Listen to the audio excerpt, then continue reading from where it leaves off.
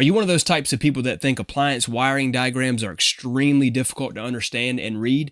Well, in this video, I want to show you how easy it is to read wiring diagrams and actually how wiring diagrams can make your appliance repair life, your appliance repair journey so much easier. So I've got pulled up right here on my computer, and I'm going to share my screen with you. I have a wiring diagram pulled up for a KitchenAid French door bottom mount refrigerator. Okay.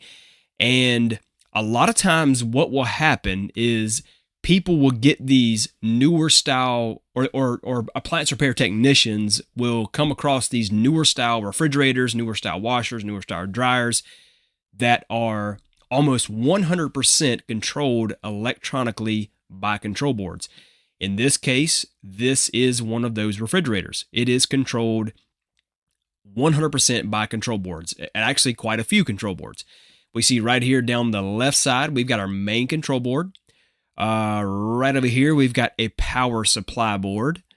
Right down here, we've got an LED driver board, which charges, supplies power to all of our LEDs. And actually, let me show you a picture of what it looks like whenever you pull out the back side of this, whenever you pull out this refrigerator, you remove this little back cover, which is probably maybe 12 inches to about 8 inches or so, something like that. But you remove the back cover, and this is what you see. You see all these circuit boards, all these wires, and a lot of technicians run 100 miles an hour the opposite way. They just get out of there because they don't like it.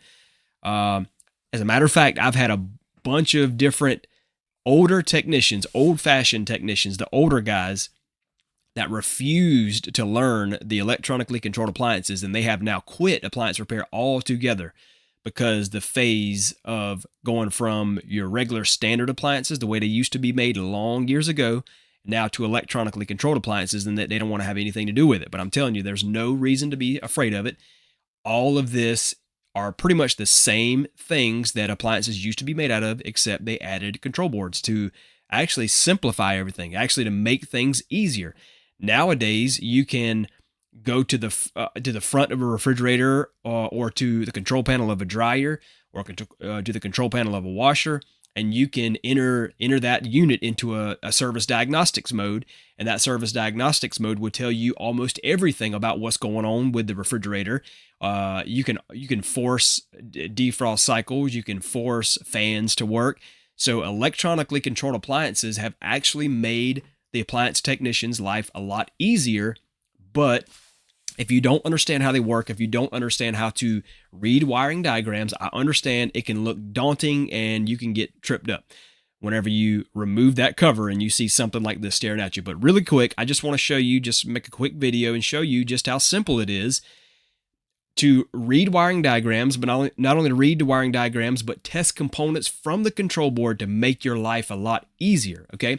So one thing that a lot of technicians will do whenever they don't understand wiring diagrams, whenever they don't understand how to test from the main control board, is they will go and they'll tear the entire refrigerator, dryer, washer, stove apart to test each individual component at it, like right in front of them, So let's say in this case, we are looking at this French door bottom mount refrigerator. We got a call on it, and let's say that the customer's complaint is that it's not cooling anymore, okay? Or it's not cooling efficiently anymore.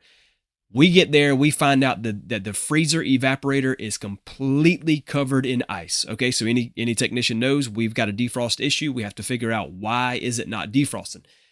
So we understand that we've got several components in the defrost circuit. Number one, right here, we've got our defrost heater. Number two, we have our defrost bimetal or our defrost thermostat. Right here, we're going to have our main control board. That's what controls the defrost circuit and many other things. And we've also got like our freezer compartment thermistor. We've got an evaporator thermistor. Of course, we got fans and stuff, but we're not going to look at that right now. We're not going to worry about the fans because we're just going to assume in this case that the fans are working. That we're not going to worry about that. Okay, so What a lot of people will do if you're an uneducated technician is you'll say, okay, I got a frozen evaporator, so I need to get my hands on the defrost thermostat. I need to get my hands on the defrost heater. I need to get my hands on the thermistor to test each one of these components. So you have guys that will literally go ahead and take this entire freezer apart. They'll take the door off. They'll take the freezer drawer out. They'll take the rails off, and then they'll take the evaporator cover off. Well, for one, you got to fight all the frost. You got to fight all the ice to get the evaporator cover off. And then once they finally get the evaporator cover off, you've got the defrost thermostat buried in snow. We'll call it snow. It's ice. It's buried in ice. So they have to try to get to the wires without affecting the thermostat so they don't get a false reading. Because if you get that steamer out and you start steaming away at that ice, you got a good chance of heating up the bimetal to the point to where it's going to open, and then you won't know if it's good or bad or not. Don't do any of that. Or if you want to, we can get side by side. You can have that guy go and start tearing this refrigerator apart, and I'll just pull the refrigerator out, remove the back panel, gain access to the main control board, and I'll have this thing tested, diagnosed, parts on order, already quoted to the customer, and I'll be out the door by the time you get your way to that defrost heater to test it right at the component. Don't do that. That's a waste of time. And whenever you understand wiring diagrams, learn how to read wiring diagrams, learn how to use wiring diagrams to your advantage, your life becomes a lot easier. So let's just look at this one example, just a real quick video. So if we've got the defrost circuit that we are worried about, the first thing, let's start right here with the defrost thermostat. So we've got the defrost thermostat we know we have to test. Obviously, any technician knows that the defrost thermostat, if the evaporator is frozen, the defrost thermostat will have to be closed. Even if the evaporator is not frozen, the way that every defrost thermostat works, they just have different temperatures, is whenever it gets down to a certain temperature, the defrost thermostat closes, okay? And then once it gets above a certain temperature, the defrost thermostat opens, and that way you don't turn your evaporator into an oven, okay? Because the defrost heater, if it does not have a defrost thermostat, it will turn the evaporator area into an oven, and it'll burn everything in there. We don't want that, so they got to have a defrost thermostat. So if we've got a frozen evaporator, we know that the defrost bimetal or the defrost thermostat should be closed. So here's what we're going to do. We're going to look. We see on the left side of this defrost thermostat is a pink wire that goes straight to the P2 connector, pin 7 of the P2 connector. So the terminology, if you were to look at the rest of this service manual, the terminology will call that P2-7. That's how you'll see it, P2-7. So that's the P2 connector, pin 7, which is going to be our pink wire, okay? So let's look at it from the actual board perspective, all right? Here is our main control board. Let's look at the blowed up version of that, or the blew up version of that, whatever. All right, so there is our main control board. There's your P2 connector, and here are your 7 wires or your 7 pins. Now, almost every control board is going to have stamped on it the P1, the P2, the P12, the P3, just like it says here. Now, of course, this service manual has printed all this out for us so that way we can not be confused. Not only does it tell you on the circuit board the P1, the P2, P12, and so forth, but it also, you'll have like either you have a number 1, you see the number 1 right here. That'll also be either stamped on the board, or maybe a little triangle, a very small triangle will be stamped on the board. You know that's your number 1. So you start right there and you count the other way from 1 to 7 or whatever. You have to look for that on the board. Don't just assume. The reason why I tell you that, look at P2. P2, pin 1 starts on the right. P1, pin 1 starts on the left. P12, pin 1 starts on the right. P3, pin 1 starts on the right. So you have to look at the board. Don't just assume that you're reading a book and that all the pins are going to start from the left. It doesn't work that way. Maybe it should, but we're not the engineer, so it doesn't work that way. So we know that we need, based on the wiring diagram, we need to be right here, pink wire, P2-7 or P2 pin 7, which is a pink wire. All right. Going back to our picture, we're going to be counting from, this is pretty obvious because most of the time they're not going to duplicate color, so that way you don't get twisted up. But let's just say we got to count. Starting from the right, pin 1. 1, 2, 3, 4, 5, 6, and 7. All right, so we're going to put one of our leads We're going to back probe right here. So maybe you have to have some needle leads. Back probe into this pin 7, this pink wire. Put one of our leads right there. Okay. Going back to the wiring diagram, we see that on the opposite side, on the other side of the defrost thermostat, this wire goes up and it goes over right here. We know that this is a brown wire. That brown wire is going to follow all the way down to the other side of the bimetal or the defrost thermostat. So now we've already got our we've already got our multimeter, one of our multimeter leads in the P2-7. So in the P2 pin 7, it's already there. Now we know we can put our other multimeter lead in P2-3 on the brown wire. Okay, going back to our picture, here we are, P2-3, 1, 2, 3. Okay, so this is what you would see in real life. You would see the backside of this refrigerator. There's your P2. All right, so there's your P2. That's blown up version, and here's what you'd see the whole thing. So there's your P2. You would have one lead into pin 3, one lead into pin 7. Okay, and of course we know as good technicians that we should get a beep on our multimeter or very close to 0 ohms because that bimetal should be closed. Okay, obviously if you get nothing, if nothing changes, and you know that you've got good connections on that brown wire and on that pink wire, then of course we know that our defrost thermostat is bad.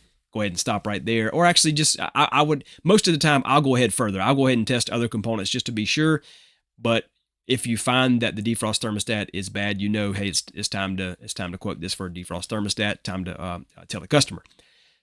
But let's say in this case the defrost thermostat is good. You do get your beep. Most meters have that little beep on there, you know, so the defrost thermostat is good. Okay, so let's continue on. Now, next we need to test the defrost heater. All right, so there's a couple ways you can start.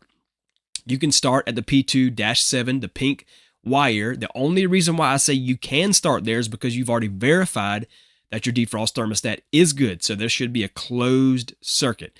So now you can test from P2-7 and get all the way through that circuit. But if you didn't want to do that, and you don't have to do that, maybe not do that. Maybe you want to take the defrost thermostat out of the equation altogether, so you absolutely don't get a false reading at all. Going up here to your brown, okay, because see, the brown is going to follow a lead right to this connection point. Those black dots are connection points, okay. So the brown will lead to that connection point, and then we can head this way, and we bypass that thermostat altogether. So that way you're not getting any kind of other readings from that defrost thermostat. So one lead is going to go to our P2-3, our brown wire. But let's see, where does the other side of this defrost heater go? One thing that I will tell you, one thing that I would advise you, if any time that you can, if this is possible, try to find a path that has nothing else in the circuit. So what am I talking about? All right, so let's follow this defrost heater. We know we're on brown on the left side, the P2-3 connector. Following it over here, where it ends up at the neutral. It ends up on the neutral wire. And that neutral wire, you've got many different paths back to a board. We could go, let's go to our next connection point, which goes right back this way. But oh, there's a field tube heater. I don't want to test the field tube heater in series with the defrost heater. I don't want to get a false reading. Okay, it's okay if you do that, but I don't want to do it. I like to find the path where there's only the defrost heater. Okay, all right. So let's go up to the next connection point. Nope, we can't do that either. We got the air baffle. Let's go to the next connection point. Can't do that either. We got an inverter. Next connection point, condenser fan motor. So let's follow it on down until we find where the defrost heater is its own circuit. So all the way over to the right, all the way down to the bottom, come over a little bit, come down a little bit, and straight over. Now we've just found a path with nothing else in that defrost heater circuit, but it's on a separate board. It's on your power supply board, okay? So we've already got one of our leads connected to the main control board, P2-3, brown wire. We're going to take our other one and put it on the power supply board, P1-2, okay? So going back over here to our pictures. So we got one lead in P2-3, main control board. Now let's look at our power supply board. Here's our power supply board. P1 connector, pin number 2, which was that white wire. If you have your leads in those two spots, if you've got one there on that white wire, because there's your power supply on that white wire there, and then the other one on that brown wire, you are testing the defrost heater and only the defrost heater. So now, of course, you need to look at the rest of this manual. We're not going to look at it right now, but you need to look at the rest of this manual, see what the spec is supposed to be for that defrost heater. It's probably going to be somewhere in between about 10 and 100 ohms or whatever the manufacturer is. Some of them vary and they're different. But check out and see what the defrost heater is supposed to spec out at, and then you can compare that to what you get on your multimeter, what reading you get, what ohms or resistance reading you get. So now we've tested those two components. So now we could go down here, even test the freezer compartment thermistor right here, P5 on the main control board, P5, pins 3 and 4 right beside each other. So simple. Let's look at P5. P5 on the main control board right down here. These tiny wires. Thermistors are usually tiny wires. P5, you're going to have your, 3 and 4. So you're going to have your 3 and 4, and then the 1 and 2 is going to be a different thermistor. We're testing all of this from the main control board. We're gaining all kinds of data from the main control board. We have not even tore this refrigerator apart, and we can make a diagnosis from the main control board based on using the wiring diagram. Okay, so this is the power of using wiring diagrams to your advantage. And this is what I recommend any technician to do, is get familiar and learn wiring diagrams. Whenever you can learn wiring diagrams, I would dare to say there's not hardly any appliance that you cannot fix or you cannot diagnose. Of course, if it's like a gear case that's squealing or something like that, obviously you probably don't need the wiring diagram. You need to follow the noise, obviously. But whenever you have situations where you've got a defrost heater that's not defrosting or something like that, use the wiring diagram to your advantage. It'll save you so much time in the long run, and so much time on that call. So I hope this video helps you to see the power of using wiring diagrams to your advantage. I believe with all my heart that if you can learn how to use wiring diagrams, read wiring diagrams, it will save you a lot of time in the field. It'll save you a lot of headache, a lot of heartache, a lot of misdiagnosing, all that good stuff. And it'll make you a better technician. Okay. But anyway, I hope this video helps you, and I will see you on the next video.